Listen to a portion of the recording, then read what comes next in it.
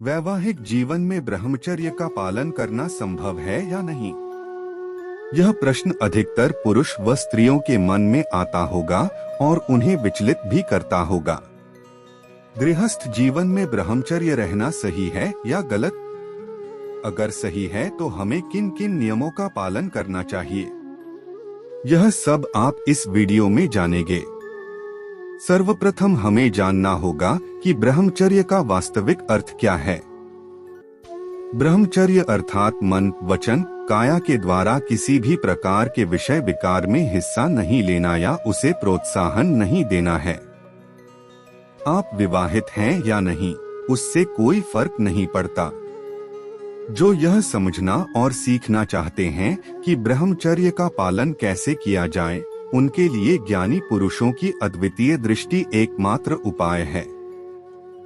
साधारणतः पत्नी से दूर रहने से नारी जाति के प्रति वासनामय विचारों की सृष्टि होती है। दूरी में सदैव एक आकर्षण रहता है जो समीपता में नष्ट हो जाता है। जिन्हें दाम्पत्य जीवन प्राप्त नहीं है, उन्हें वह अप्राप्य वस्तु बड़ी आकर्षक और सरस दिखती है तथा उसकी प्राप्ति के लिए उनके मन में बड़ी घुड़ दौड़ मचती रहती है।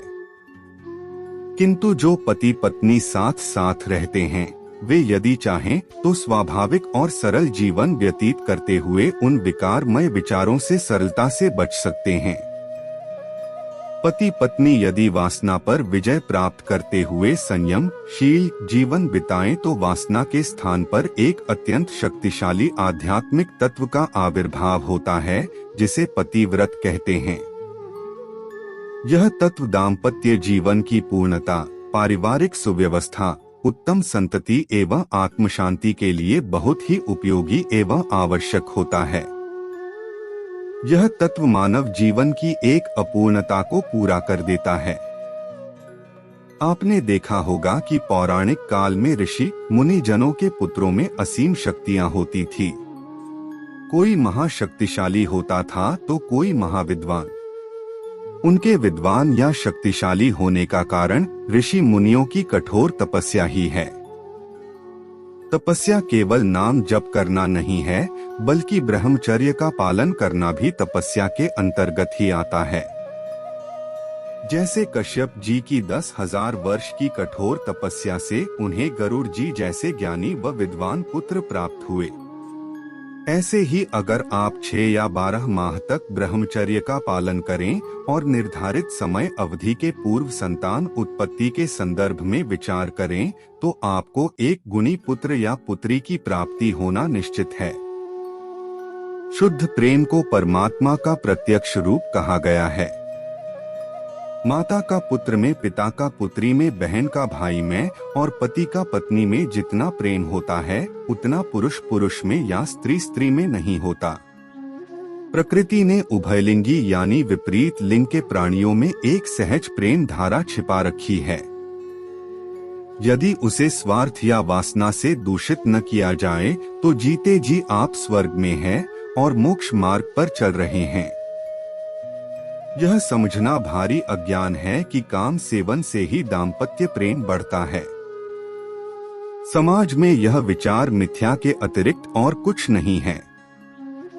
काम वासना को मंचित कहा गया है, क्योंकि यह विकार मन में उत्पन्न होता है और यहीं से संहार लीला प्रारंभ होती है। मन से यदि काम चिंतन करते रहा जाए और शरीर से ब्रह्मचर्य रखा जाए तो उसका कोई विशेष लाभ नहीं होगा, क्योंकि मन में उत्पन्न होने वाली वासना से मानसिक व्याभिचार होता रहेगा और आपके आत्मिक बल में वृद्धि नहीं हो सकेगी। उसके विपरीत यदि कोई व्यक्ति साधारण गृहस्थ धर्म का पालन करता है और मन से निर्विकार रहता है, वह व्यक्ति साधारण कहा जाता है और उच्च श्रेणी में गिना जाता है। अर्धांगिनी और धर्म पत्नी, ये दोनों ही शब्द आत्मिक पूर्णता और धर्म प्रतिपालन के अर्थ स्पष्ट करते हैं। पत्नी इन दोनों कार्यों में सहायक होती है, इसलिए उसे अभिन्न अंग एवं जीवन सहचरी माना गया है।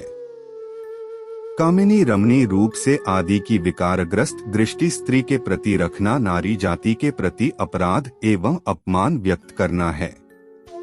स्वाभाविक एवं सरल दृष्टिकोण अपनाकर नारी को एक सच्चा साथी मित्र एवं स्वयं का भाग माना जाए तो उससे जिस प्रकार मानसिक जीवन में सुविधा मिलती है, वैसे ही आत्म कल्याण के मार्ग में भी भारी सहयोग मिल सकता है। स्त्री ब्रह्मचर्य की बाधा नहीं, बल्कि वह तो संसार के विकारों पर नियंत्रण करने में सहायता करती है और मनुष्य को सुखी जीवन व्यतीत करने में सहायता प्रदान करती है।